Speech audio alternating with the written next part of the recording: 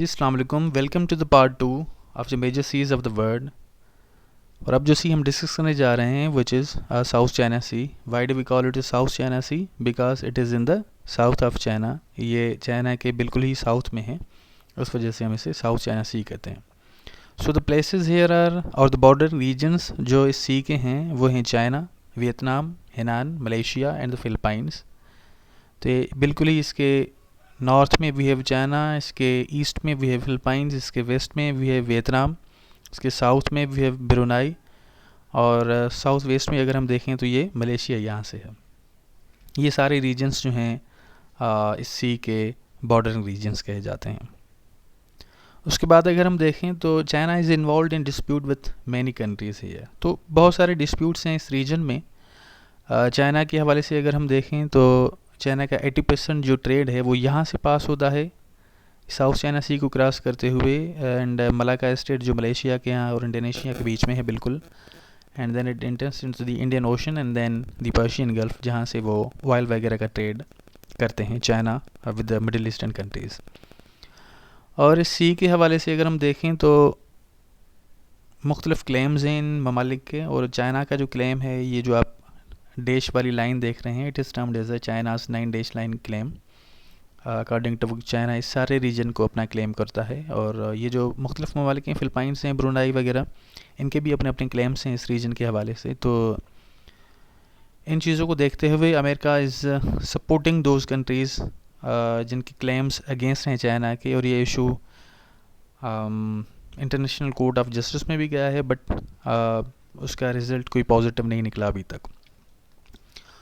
और दूसरी बात इस हवाले से अगर हम देखें तो ये चाइना का चूँकि 80% ट्रेड यहाँ से पास होता है, तो चाइना को एक किस्म का फेयर था कि मे भी आगे चल के ये जो मलाका स्टेट है वे भी ये ब्लॉक हो जाए।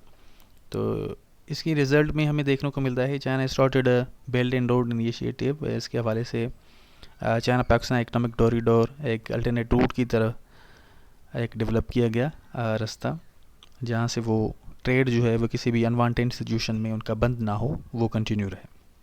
तो ये आपका रीजन जो है वो साउथ चाइना सी है, और ये इनके इश्यूज़ थे कुछ। और ये एक एक्सटेंडेड मैप है साउथ चाइना सी का, जहाँ पे आप देख सकते हैं कि ये सारे ममालिक जो हैं वो किस तरह से सिचुएटेड हैं। So the next sea we have with us is East China Sea. East China Sea is a marginal sea of the western Pacific Ocean located directly offshore from the East China Sea.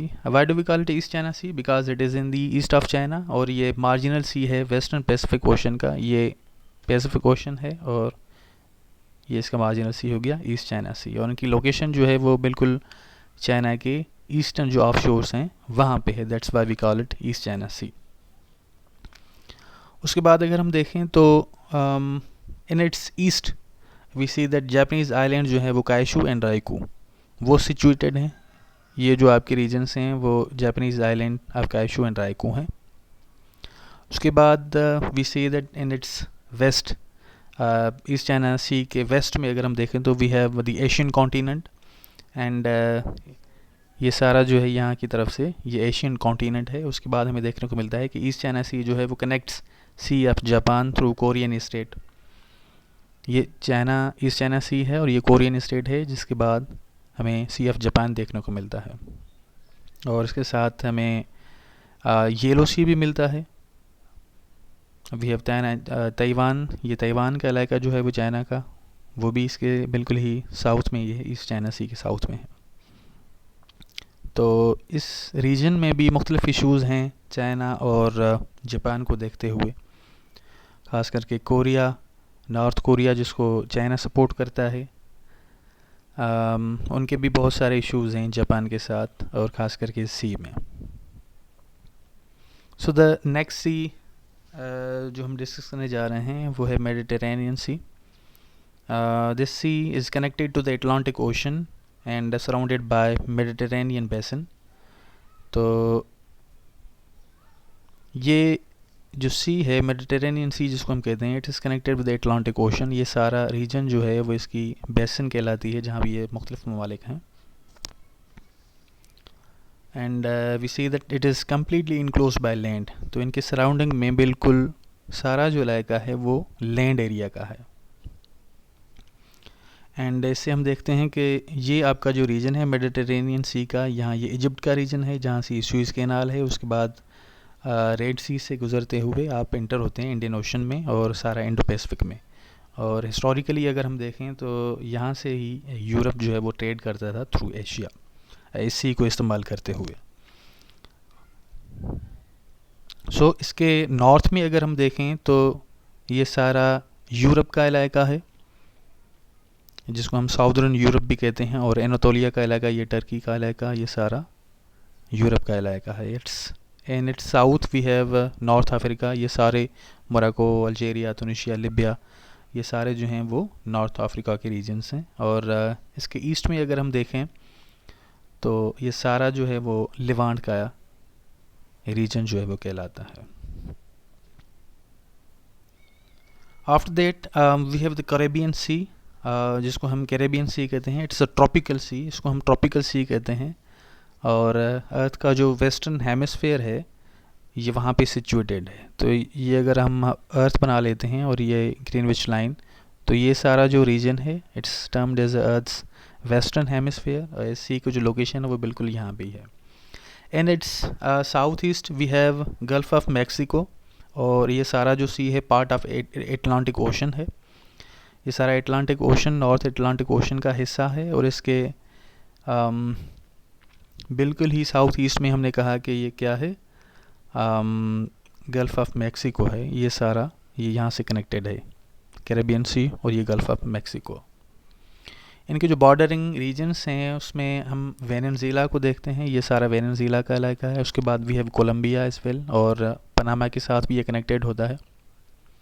और उसके बाद ये central American ये जो states हैं वो भी हैं, जिसमें Costa Rica, Nicaragua, Guatemala, Honduras and Belize है। On its west with Greater Antilles हमें Cuba, Jamaica and Dominican Republic देखने को मिलता है, and Puerto Rico as well.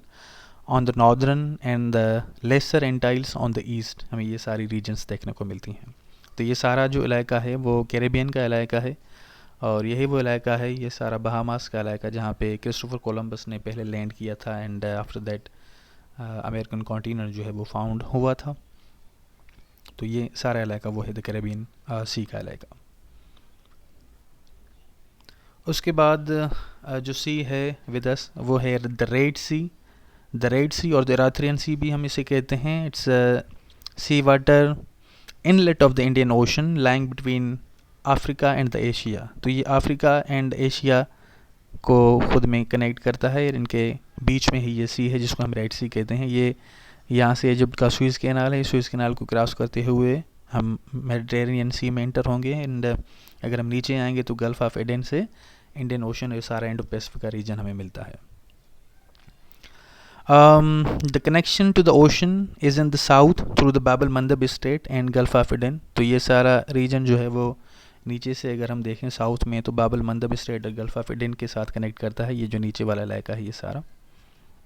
उसके बाद to the north lie the Sinai Peninsula, the Gulf of Aqaba and the Gulf of Suez. तो इसके बिल्कुल ही नॉर्थ में हमें Sinai Peninsula, Gulf of Aqaba and Gulf of Suez हमें देखने को मिलता है, जो सुएज़ कैनाल की तरफ लीड करता है। उसके बाद मेडिटेरेनियन सी में हम इंटर होते हैं।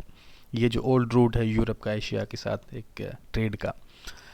The sea is underlined by the Red Sea rift which is part of the Great Rift Valley. ये जो रिफ्ट वैली हम जिसे कहते हैं ये भी इसके साथ कनेक्टेड है।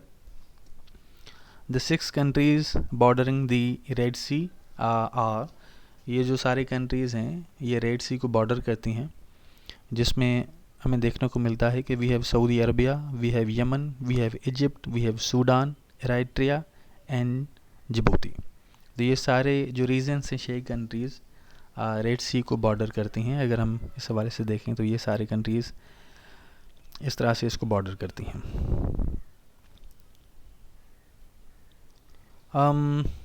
After that we have the Black Sea. Black Sea is inland sea located between far southern Europe, Europe का जो फार साउदर्न इलाका है, एंड फार वेस्टर्न एजेस जो हैं वो इस कॉन्टिनेंट के ऑफ एशिया के in the country of Turkey.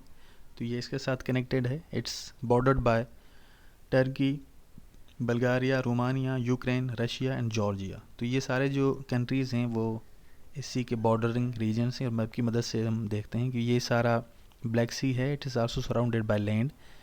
ये इसके सराउंडिंग में लैंड एरिया है। ये सारे ये टर्की का इलाका है। और ये जो सारे रीजन्स हमने डिस्कस किए वो इनके बॉर्डरिंग रीजन्स हैं। ये ब्लैक सी जो है वो कनेक्ट करता है एजियन सी से, और उसके बाद ये इंटर होते हैं मेडिटेरेनियन सी में। तो ये आपका सारा था Black Sea. After that we have the Caspian Sea. Caspian Sea is inclose body of water between Asia and Europe. Europe and Asia के बीच में ही ये एक इनक्लोज वाटर बॉडी है। ये आपका सारा जो रीजन है वो सेंट्रल एशियन स्टेट्स हैं, जिसमें तुर्कमेनिस्तान, उज़्बेकिस्तान, कज़ाकिस्तान, अज़रबैजान वगैरह हैं। ये सारा रीजन जो है वो आपका ये यूरोप का रीजन है। सो इनके बॉर्डरिंग जो रीजन्स हैं वो Iran, Turkmenistan, Kazakhstan, Azerbaijan and Russia है, as we discussed through the map. ये सारा इलाका आपका कैस्पियन सी का है, और ये सारा Asian and the European. So the next and last sea we have with us is the Andaman Sea. The Andaman Sea historically also known as Burma Sea. हम इसको Burma Sea भी कहते हैं. It's a marginal sea of the northeastern Indian Ocean. Indian Ocean का जो north eastern इलाका है ये यहाँ से connect करता है. It's bounded by coastline of Myanmar and Thailand along the Gulf of Martaban and west side of the Malay Peninsula, and separated from the Bay of Bengal to its west by the Andaman Island and Nicobar Islands. Its southernmost end is defined by Brew Island and island just north of Sumatra and communicates with the Malacca state. तो ये सारा जो region है आपका अंडमान सी का है। ये यहाँ से एशियन कंट्रीज जिसमें म्यांमार, थाईलैंड वगैरह, मलेशिया और इंडोनेशिया का रीजन है, यहाँ से स्टेट ऑफ मलाक्का जाता है।